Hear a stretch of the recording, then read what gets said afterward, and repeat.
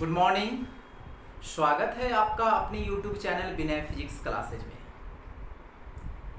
आज मैं क्लास 12 के बच्चों के लिए इलेक्ट्रोस्टैटिक्स की पढ़ाई शुरू करेंगे।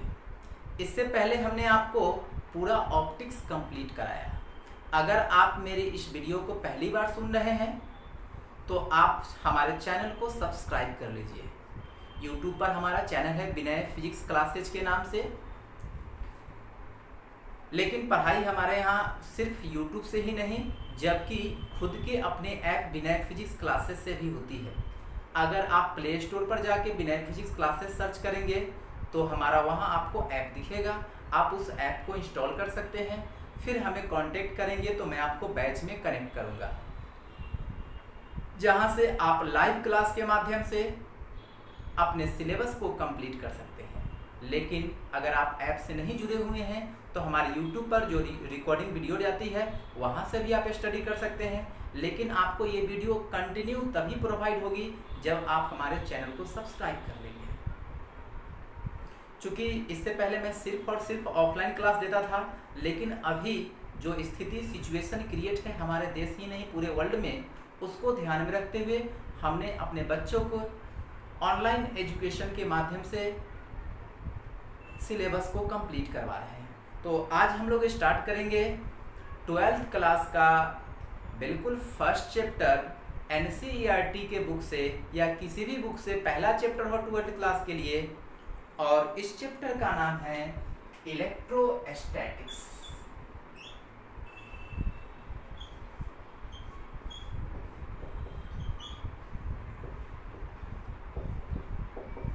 इलेक्ट्रोस्टैटिक्स। देखिए, हमने आपको पूरे 14 मार्क्स का जो ऑप्टिक्स टॉपिक था उसको कंप्लीट कर दिया है। अगर आप हमारे इस वीडियो को पहली बार देख रहे हैं तो आपके लिए ऑप्टिक्स भी पढ़ना जरूरी है। आप हमें कांटेक्ट कर सकते हैं, मैं आपको वो वीडियो भी प्रोवाइड कर दूंगा। इसके लिए हमारा कांटेक्ट नंबर है 9798601625। मैं अलग अलग चैप्टर्स की शुरुआत कर दिए हैं। मॉडर्न फिजिक्स की शुरुआत है, करंट इलेक्ट्रिसिटी की शुरुआत है, मैग्नेट की भी शुरुआत है। अलग अलग यूनिट्स को हम अलग अलग टाइम में स्टार्ट किए हैं। आपको जिस यूनिट की पढ़ाई करनी होगी आप हमें कांटेक्ट करेंगे, मैं उस रिलेटेड बैच में आपको जोड़ देंगे। लेकिन सबसे बड़ी जरूरी बात है कि आप हमारे चैनल को जरूर सब्सक्राइब कर लीजिए। देखिए, इलेक्ट्रोस्टैटिक्स दो अलग अलग वर्ड से मिलकर बना हुआ है। कौन से दो वर्ड से बना हुआ है? तो इसमें से पहला वर्ड है इलेक्ट्रो और दूसरा वर्ड है स्टैटिक्स। इलेक्ट्रोस्टैटिक्स। इलेक्ट्रो का मतलब होता है चार्ज और स्टैटिक का मतलब होता है रेस्ट, रुका हुआ। यानी यह जो चैप्टर है हमारा चार्ज के बारे में एक्सप्लेन करेगा, लेकिन वह चार्ज होनी चाहिए रेस्ट में। यह जो हमारा यूनिट है इलेक्ट्रोस्टैटिक्स, यह चार्ज के बारे में एक्सप्लेन करेगा, लेकिन वो चार्ज होनी चाहिए रेस्ट में। आया समझ में? मैं कंप्लीटली इसको एक्सप्लेन करूंगा। नंबर याद रखेंगे। अगर आपको किसी तरह की कोई परेशानी है तो आप कांटेक्ट कर सकते हैं। चैनल को सब्सक्राइब करना बिल्कुल नहीं भूलेंगे। अगर आप मेरी बातों से सहमत हैं और आपको ये वीडियो अच्छा लगे तो आप शेयर भी कर दीजिएगा। एक बार नहीं समझ आया तो बार बार सुनिएगा। वैसे मैं कोशिश करूंगा कि आपको जो कुछ भी पढ़ाएं वह एक बार में समझें। लेकिन फिर भी अलग अलग लोगों की मेंटालिटी अलग अलग होती है। कोई मानसिक रूप से ज़्यादा तेज होते हैं तो कुछ कमज़ोर होते हैं। तो ऐसे कंडीशंस में आप वीडियो को बार बार देखेंगे, निश्चित रूप से आपको समझ में आएगी। देखिए, इलेक्ट्रोस्टैटिक्स जब ये हमारे हम शुरुआत करते हैं इसके लिए कुछ स्टोरी, कुछ कहानी पढ़नी है। इस इलेक्ट्रोस्टैटिक्स को एक्सप्लेन करने के लिए हमें कुछ कहानी पढ़नी है। कहानी कि आखिर कैसे कैसे यहाँ पर ये चैप्टर बना, कैसे कैसे ये शुरुआत हुआ। तो देखिए 600 लगता है इंक कम है।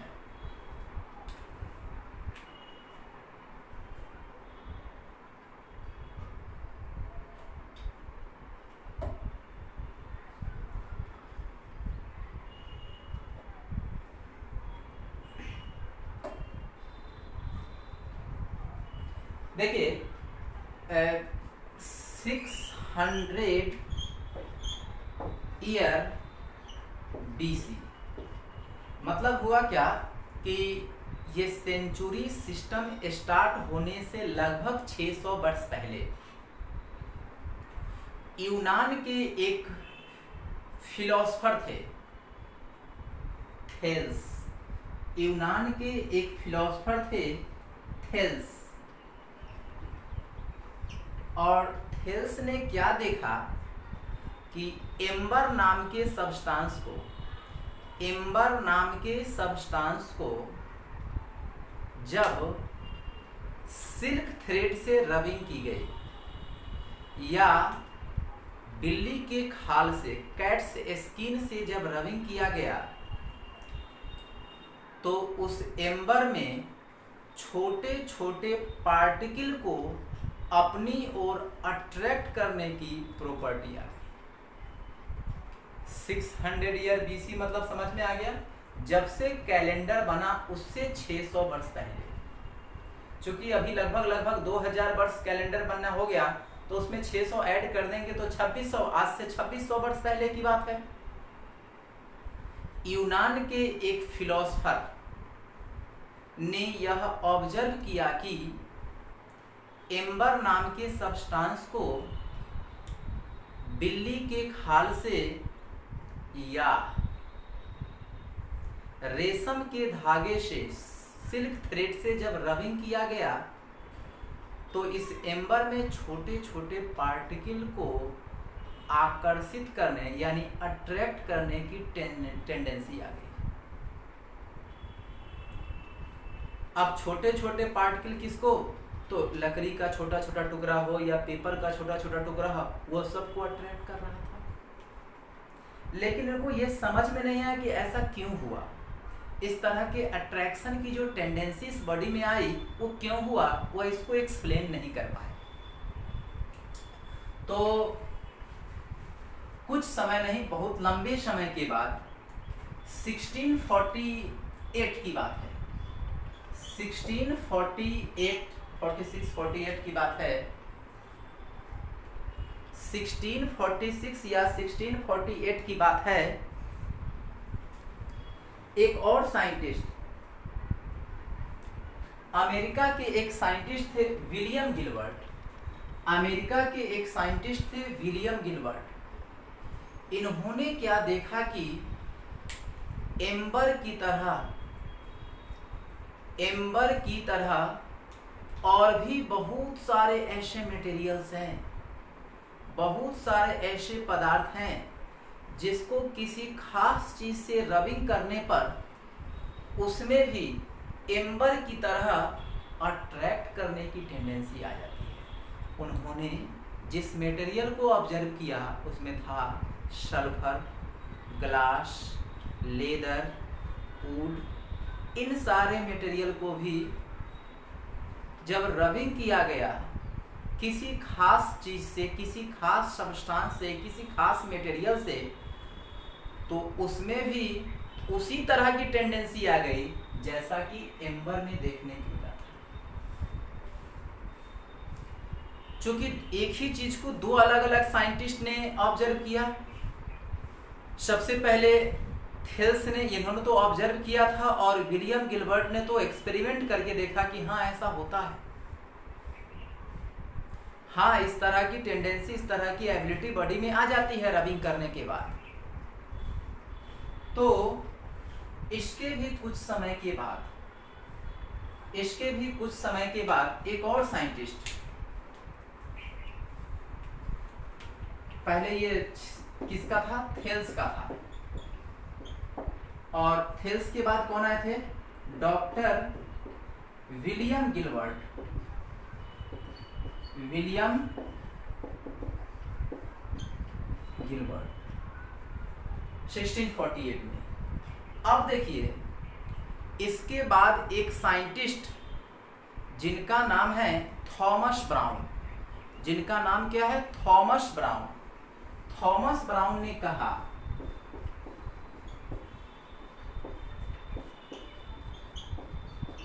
जब किसी दो डिफरेंट मटेरियल को आपस में हम लोग रबिंग करते हैं, जब दो डिफरेंट मटेरियल को आपस में रबिंग करते हैं तो उसमें अट्रैक्शन की टेंडेंसी आ जाती है। इसका मतलब है कि बॉडी में कुछ न कुछ एनर्जी गेन कर लिया होगा, क्योंकि किसी चीज़ को खींच रहे हैं, इसका मतलब है कि हमारे पास एनर्जी होगा तभी ना। तो कह रहे रबिंग करने के बाद, रगड़ने के बाद वह बॉडी जो है चार्ज हो जाती है। ये चार्ज वर्ड सबसे पहले कौन बताया? थॉमस ब्राउन ने। ये चार्ज वर्ड जो है वह सबसे पहले कौन बताया? थॉमस ब्राउन ने। कि जब बॉडी को हम आपस में क्या करते हैं? रबिंग करते हैं, तो वह बॉडी चार्ज हो जाती है और इसी चार्ज की वजह से वह क्या करता है? अट्रैक्ट करता है। चूंकि बॉडी को रबिंग करने पर यह प्रॉपर्टी डेवलप हुआ है, थॉमस ब्राउन के अनुसार जब बॉडी को रबिंग करने पर यह प्रॉपर्टी डेवलप हुआ है, तो कह रहा है कि जिस एनर्जी के कारण वह बॉडी छोटे छोटे पार्टिकल को अट्रैक्ट करता है, उस एनर्जी का नाम हम लोग चार्ज कहेंगे। इसी चार्ज को हम लोग इलेक्ट्रिसिटी भी कहते हैं। इसी चार्ज को हम लोग इलेक्ट्रिसिटी भी कहते हैं। उस बॉडी को जिसमें इस तरह की टेंडेंसी डेवलप की है, उस बॉडी को कहा जाएगा चार्ज बॉडी या इलेक्ट्रीफाइड बॉडी। उस बॉडी को क्या कहेंगे? चार्ज बॉडी या फिर इलेक्ट्रीफाइड बॉडी, इलेक्ट्रीफाइड बॉडी। चूंकि बॉडी में यह प्रॉपर्टी रगड़ने पर डेवलप हुआ है, चूंकि बॉडी में यह प्रॉपर्टी किस वजह से? जब तक बॉडी को आपस में रबिंग नहीं किया गया, रगड़ा नहीं गया था, तब तक ये प्रॉपर्टी आई नहीं थी। तो इस चार्ज को हम लोग फ्रिक्शनल चार्ज के नाम से भी जानते हैं। चूंकि ये चार्ज रगड़ने से डेवलप हुआ है, इसलिए इस चार्ज का नाम क्या हो गया? Frictional charge. अब देखिए इलेक्ट्रोस्टैटिक्स का डेफिनेशन। देखिए ये सब जो थ्योरी मैं आपको बता रहा हूं, यह एंशिएंट थ्योरी है। एंशिएंट थ्योरी का मतलब हो गया पुराने साइंटिस्ट ने, पहले के साइंटिस्ट ने बॉडी को ऑब्जर्व किया और ऑब्जर्व करके ये बातें बताया। यानी पुराने थ्योरी के अनुसार, एंशिएंट थ्योरी के अनुसार, जब बॉडी को आपस में रबिंग की जाती है तो उसमें चार्ज डेवलप कर जाता है और इसी चार्ज की वजह से वो क्या करती है? अट्रैक्शन करता है। इसी चार्ज की वजह से क्या करता है? वो अट्रैक्शन करता है। बॉडी को क्या कहें? चार्ज बॉडी या इलेक्ट्रीफाइड बॉडी। इस पूरे की शुरुआत कहाँ से हुई थी? एम्बर नाम के सब्सटेंस से हुआ। सबसे पहले एम्बर को ही रबिंग किया गया था। तो इस इलेक्ट्रोस्टैटिक्स में एम्बर एक तरह से पूरे इलेक्ट्रोस्टैटिक्स से रूट यानी जड़ का काम करता है और इसी एम्बर को आगे चल के हम लोग इलेक्ट्रॉन के नाम से जानते हैं, इलेक्ट्रॉन के नाम से जानते हैं। अब देखिए ध्यान से, यहाँ पर जब बॉडी को आपस में रबिंग किया जाता है तो चार्ज हो जाता है। ये बात तो थॉमस ब्राउन के स्टेटमेंट से आ गया। लेकिन बॉडी किस तरह से चार्ज होती है? बॉडी किस तरह से चार्ज होती है? क्या चार्ज होने पर सिर्फ अट्रैक्शन ही होता है कि कभी रिपल्सन भी होता है? इस बात को बारीकी से जानने के लिए कुछ एक्सपेरिमेंट किया गया और मैं उस एक्सपेरिमेंट को आपको समझा रहा हूं, जिस एक्सपेरिमेंट के तहत हम चार्ज के कंसेप्ट को और अच्छे तरीके से समझने की कोशिश करेंगे। इसके लिए 3 एक्सपेरिमेंट किया गया है। इस चार्ज के कंसेप्ट को और अच्छे तरीके से समझने के लिए हम कुछ एक्सपेरिमेंट, कुछ एक्टिविटीज आपको शो करते हैं। देखिए, जो सबसे पहला एक्टिविटी हुआ था, एक्सपेरिमेंट समझिए चाहे एक्टिविटी समझिए, एक्सपेरिमेंट 1, जो पहला एक्सपेरिमेंट हुआ था, उस पहले एक्सपेरिमेंट में क्या किया गया था? पहले एक्सपेरिमेंट में एक एबोनाइट का रड लिया गया था।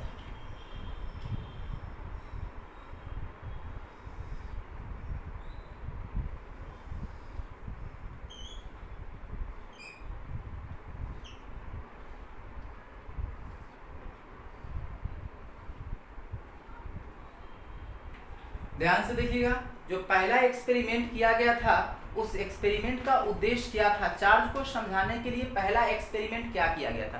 पहले 2 ग्लास का रड लिया गया, सॉरी ध्यान से देखेंगे, पहले 2 ग्लास के रड लिए गए और इन 2 ग्लास के रड को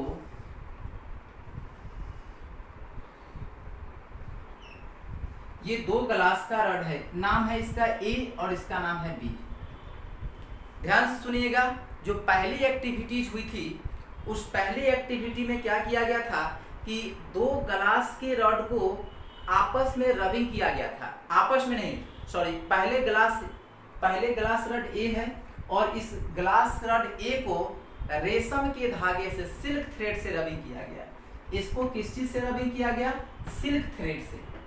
पहला जो ग्लास रड है उसको रबिंग किया गया सिल्क थ्रेड से और किसी जगह पर इसको हैंग लटका दिया गया। फिर दूसरे ग्लास के रड को, ये ग्लास का रड है, फिर दूसरे ग्लास के रड को सिल्क थ्रेड से ही रबिंग की गई और उसको इसके बगल में हैंग कर दिया गया। ये भी ग्लास का रड है, यानी 2 डिफरेंट ग्लास के रड को, कांच के रड को सिल्क थ्रेड से रबिंग की गई, रेशम के धागे से रबिंग की गई और रबिंग करने के बाद दोनों को अगल बगल में लटका दिया गया फ्रीली। एक्टिविटी वॉच किया गया कि जब दोनों को अगल बगल में लटकाते हैं तो क्या होता है। तो ऑब्जर्व किया गया कि इस दोनों के बीच में रिपल्सन, दोनों के बीच में क्या हो रहा है? रिपल्सन। कब रिपल्सन हुआ भाई? जब 2 डिफरेंट ग्लास के रड को, सिल्क थ्रेड से रबिंग करने के बाद अगल बगल में लटका दिया गया तो दोनों ग्लास के रड एक दूसरे से क्या हो रहा था? रिपल्सन हो रहा था। भाई अभी तक तो हम लोग यही देखे थे कि जब बॉडी को आपस में रबिंग करते थे तो अट्रैक्ट करता था। अभी मैं पहली बार देख रहा हूं कि जब 2 ग्लास के रड को सिल्क थ्रेड से रबिंग करने के बाद अगल बगल में लटकाया गया तो दोनों में क्या हुआ? रिपल्सन। ये पहला एक्टिविटीज देखा गया। दूसरे एक्टिविटी में क्या किया गया? Experiment number 2। दूसरे एक्टिविटी में क्या किया गया? ध्यान से देखिए, कहाँ लिखूं उसको। यह एक्सपेरिमेंट फर्स्ट है, इसको बीच में बना दे, इसको साइड में बनाना चाहिए था। अच्छा चलिए मैं साइड में बना लेता हूं,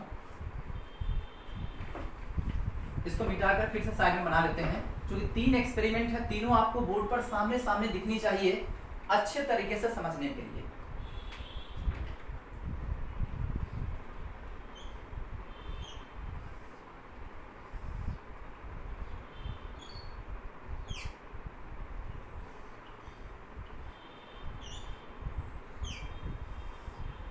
ये देखिए ध्यान से, वही 2 ग्लास रड जिसको मैं अभी जस्ट मिटाया था, इसको रबिंग किया गया। ये किस चीज का है? ग्लास का रड है, ये भी ग्लास का रड है।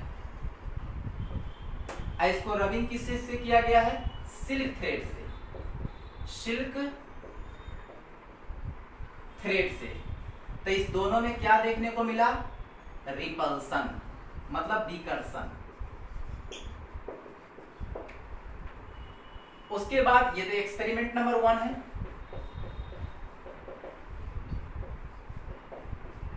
एक दूसरे एक्सपेरिमेंट में क्या किया गया कि 2 एबोनाइट का रॉड लिया गया, 2 एबोनाइट का रॉड लिया गया। नाम हमने माना था इसका ए, इसका बी। एक्सपेरिमेंट नंबर 2,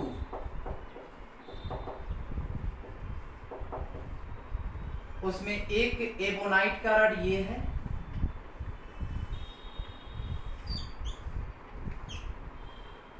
और दूसरा एबोनाइट का रॉड ये है।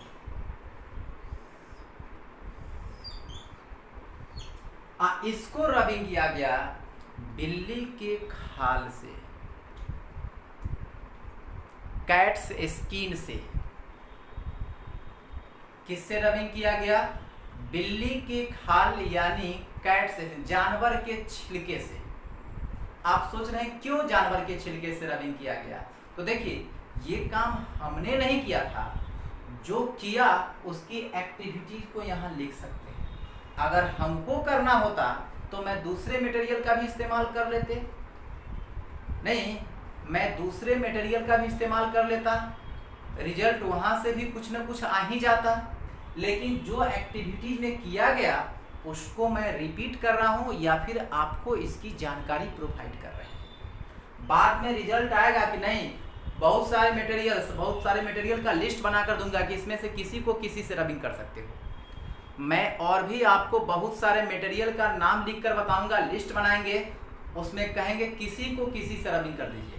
लेकिन पहले जो एक्टिविटी कर रहे हैं ये ऑलरेडी पहले से किया हुआ एक्टिविटी है, मैं सिर्फ और सिर्फ उसको समझा रहा हूं। ये किसका रॉड है? एबोनाइट। ये भी एबोनाइट। और इस एबोनाइट के रॉड को रबिंग किया गया है किस चीज से? Cats skin. कैट्स स्किन, बिल्ली के छिलके या बिल्ली के खाल या बिल्ली के चमड़े से। पहले इसको रबिंग किया गया, इसका नाम सी है, इसका नाम डी है। पहले सी को रबिंग किया गया और यहाँ पर टांग दिया गया, फिर डी को रबिंग किया गया, इसके बगल में टांग दिया गया। देखा गया कि अब क्या होता है रगड़ने के बाद, तो कह रहा है कि इस दोनों में भी रिपल्सन हो रहा है। ये इसको इधर धक्का दे रहा है, इसको इधर, यानी अभी भी क्या हो रहा है? रिपल्सन हो रहा है। आया बात समझ में? अब एक तीसरा एक्सपेरिमेंट किया जा रहा है। अब एक तीसरा एक्सपेरिमेंट किया जा रहा है, एक्सपेरिमेंट नंबर 3। जिस तीसरे एक्सपेरिमेंट में किसी को किसी चीज के साथ रबिंग नहीं करना है, किसी को किसी चीज के साथ रबिंग नहीं करना है। इस चार्ज ग्लास, चार्ज इसलिए मैं बोल रहा हूं कि रबिंग किया गया है। क्या किया गया है? रबिंग किया गया है। और थॉमस ब्राउन ने कह दिया कि रबिंग करने पर बॉडी चार्ज हो जाती है। तो इस ग्लास रॉड ए को, ग्लास रॉड ए को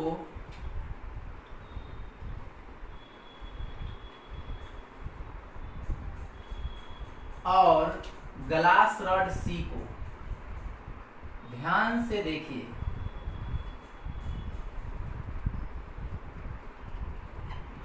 ए सी, चाहे बी और डी, मतलब इस दोनों में से किसी एक ग्लास रॉड को और इस दोनों में से किसी एक एबोनाइट के रॉड को आपस में नजदीक में लटका कर देखा कि अब नजदीक में लाने पर क्या होता है। ये क्या है भाई? ग्लास है और ये है एबोनाइट। ये क्या है? ग्लास है और दूसरा क्या है? एबोनाइट है। जब ग्लास और एबोनाइट, लेकिन याद रखेंगे ये दोनों ग्लास और एबोनाइट जो है रबिंग करने के बाद है। जब इस दोनों को नजदीक लाया गया तो पता चला कि इस दोनों में तो अट्रैक्शन हो रहा है। इस दोनों में क्या हो रहा है? अट्रैक्शन हो रहा है। ये इसको खींच रहा है, आइए इसको खींच रहा है। दोनों एक दूसरे को क्या कर रहा है? अट्रैक्ट कर रहा है। दोनों एक दूसरे को क्या कर रहा है? अट्रैक्ट कर रहा है। दोनों एक दूसरे को अट्रैक्ट कर रहे हैं। यानी एक चार्ज ग्लास रॉड और एक चार्ज ग्लास रॉड और दूसरा चार्ज एवोनाइट रॉड जब आपस में एक दूसरे के निकट सस्पेंड किया गया तो दोनों में अट्रैक्शन देखने को मिला। इस तीनों एक्टिविटी से ये बात पता चला कि जब बॉडी को आपस में हम लोग रबिंग करते हैं तो सिर्फ अट्रैक्शन ही नहीं, अट्रैक्शन के साथ साथ रिपल्सन भी होता है। अट्रैक्शन के साथ साथ रिपल्सन भी होते हैं। चूंकि ये अट्रैक्शन या रिपल्सन चार्ज की वजह से हो रहा है, तब तो चार्ज कितने तरह का होना चाहिए? 2 तरह का होना चाहिए। अगर चार्ज एक तरह का होता तो या तो सिर्फ अट्रैक्शन होता या सिर्फ रिपल्सन होता, लेकिन नहीं, रबिंग करने के बाद कुछ बॉडी अट्रैक्ट कर रहा है तो कुछ बॉडी रिपेल कर रहा है, कुछ बॉडी आकर्षित हो रही है तो कुछ बॉडी विकर्षित हो रही है। इससे यह तय है कि चार्ज कितने तरह का होना चाहिए? 2 तरह का। अब चार्ज 2 तरह का कौन कौन होगा? सब साइंटिस्ट इसका नाम ढूंढने में लगा हुआ था। सारे साइंटिस्ट इनका नाम ढूंढने में लगा हुआ था। इसी बीच अमेरिका की एक साइंटिस्ट 1750 ईस्वी में बताया कि चार्ज 2 तरह के होते हैं। उसमें से एक का नाम पॉजिटिव चार्ज और दूसरे का नाम निगेटिव चार्ज। चार्ज 2 तरह के होते हैं, उसमें से एक का नाम पॉजिटिव चार्ज और दूसरे का नाम निगेटिव चार्ज होगा। अब सवाल यहाँ से ये है कि आखिर जब इस बॉडी को रबिंग किया जाएगा, तो इसमें से एक बॉडी पर होगा पॉजिटिव चार्ज और दूसरे पर होगा नेगेटिव चार्ज। लेकिन वो पहला पॉजिटिव चार्ज वाला बॉडी कौन होगा और नेगेटिव चार्ज वाला बॉडी कौन होगा? याद रखिएगा, ये जो बेंजामिन फ्रैंकलिन थे, यह एक उस समय के सीनियर साइंटिस्ट थे और उन्होंने बता दिया कि चार्ज 2 तरह के होते हैं, एक पॉजिटिव चार्ज और दूसरा नेगेटिव चार्ज। तब से हम लोग चार्ज कितने तरह के मानते आ रहे हैं? 2 तरह। अब बहुत सारे साइंटिस्ट, जैसे अभी हमारे देश नहीं पूरे वर्ल्ड में कोरोना वायरस हो गया और इसकी कोई दवा नहीं है, तो कोई भी डॉक्टर आके, कोई भी साइंटिस्ट आके कह दे कि देखिए ये कोरोना की दवा है, तो चूंकि हमारे पास पहले से कोई ऑथेंटिक कोई मेडिसिन इसके लिए नहीं है, तो वह सही दवा लेकर आए या गलत दवा लेकर आए। देखते हो न्यूज़ चैनल पर बोर्ड बन जाती है, कोरोना की दवा बन गई, वैक्सीन बन गई।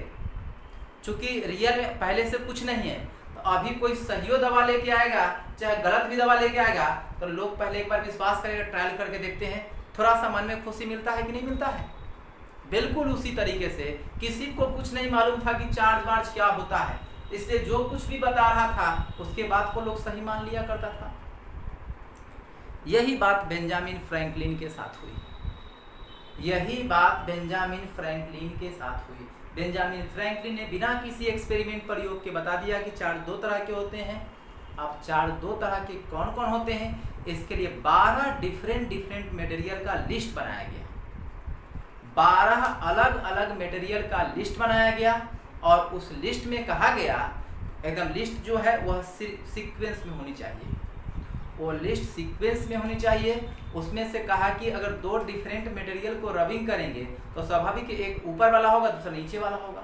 तो जो ऊपर वाला होगा उस पर डेवलप करेगा पॉजिटिव चार्ज और जो नीचे वाला होगा उस पर डेवलप करेगा निगेटिव चार्ज। तो आज का वीडियो मैं यहीं पर एंड करता हूँ। फिर अगले वीडियो में आकर लेकर आऊंगा 12 मटेरियल का लिस्ट यहाँ पर लिखेंगे और तब बताएंगे कि किसको किसके साथ रबिंग करने पर किस तरह का चार्ज डेवलप होता है। ये चार्ज वाली कंसेप्ट बड़ा इंपॉर्टेंट है, कम से कम 4-5 लेक्चर लगेगा तो पूरे चार्ज के बारे में हम लोग समझ पाएंगे। जल्दी जल्दी में बताएंगे तो हो सकता है अपना काम तो पूरा कर लेंगे, लेकिन आपका जो एग्जिस्ट काम के लिए आप वीडियो लेक्चर को देख रहे हो वो आपका पूरा नहीं होगा। अगर आप हमारे लाइव क्लास से जुड़ना चाहते हो तो आप हमें कांटेक्ट करें। आप जाके प्ले स्टोर से विनय फिजिक्स क्लासेज ऐप डाउनलोड कीजिए। आप विनय फिजिक्स क्लासेज ऐप डाउनलोड कीजिए, जहां से आपको कितने तरह का स्टडी मिलेगा। 11th के फिजिक्स की पढ़ाई होगी, 12th के फिजिक्स की पढ़ाई होगी। अगर आप किसी कॉम्पिटिटिव एग्जामिनेशन मेडिकल या इंजीनियरिंग की तैयारी करना चाहते हैं तो उसकी तैयारी होगी। अगर आप जनरल कंपटीशन में रेलवे की प्रिपरेशन करते हैं तो रेलवे में भी फिजिक्स के क्वेश्चंस आते हैं। आपको जनरल कंपटीशन में रेलवे की तैयारी के लिए जो फिजिक्स का हमारा सिलेबस है उसको भी हम कंप्लीट करवाते हैं। समझ गए? चैनल को सब्सक्राइब कर लीजिए। Thank you.